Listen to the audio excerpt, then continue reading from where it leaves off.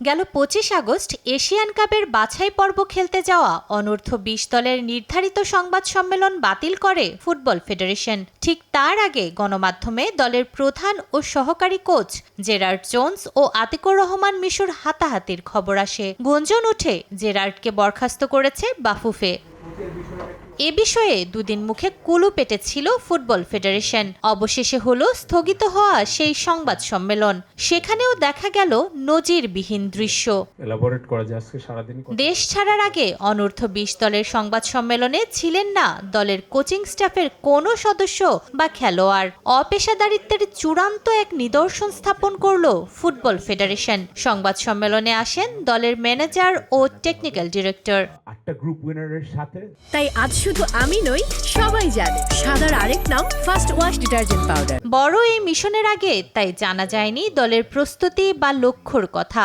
বারবার উঠে আসে হেড কোচ ও সহকারী কোচের বিরোধের বিষয়টি। সেই প্রেক্ষাপটে কোচের অনুপস্থিতি যেন ব্যাপারটাকে আরও ঘোলাটে করে দেয়। পরিস্থিতি ঠিক কী পর্যায়ে রয়েছে সে বিষয়ে সংবাদ সম্মেলনে মেলেনি কোনো সুস্পষ্ট ব্যাখ্যা। এখানে কি ঘটেছে আপনারা তো বিভিন্ন সময় দেখেছেন কি হয়েছে, বাট ওইটা তো আমাদের ইন হাউস আমরা একদম চূড়ান্ত চুলচেরা বিশ্লেষণ করছি কি হয়েছে, কি হতে পারে, কি ভবিষ্যতে আমরা প্রিভেন্ট করতে পারি। এই জিনিসগুলি নিয়ে আমরা পরে আপনাদেরকে অবশ্যই ডিটেলস জানাবো। আমাদের হেড কোচ নাই, আজকে কোনো প্লেয়ার নাই, আজকে প্রেস কনফারেন্সে ইটস নট নর্মাল, এটা আমরা উই অ্যাকসেপ্ট দ্যাট। মিডিয়াতে কয়েকটা নিউজও আসছে টিমকে নিয়ে, যেটা আসলে একটু ডিসরাপটিভ টাইপের ছিল।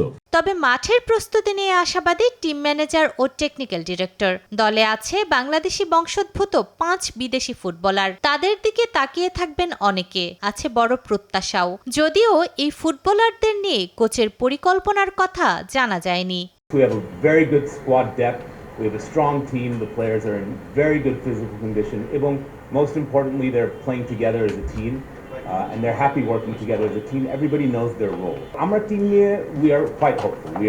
We are confident that this team can perform well. Will we bring the results that we are expecting? Gerard Jones is the head coach. He's an accomplished head coach. He's very confident that this team can bring the results that we are expecting. দুধাপে Uzbekistan গেছে অনূর্ধ্ব-২০ দল। আগামী সোমবার শুরু হবে বাছাই পর্ব।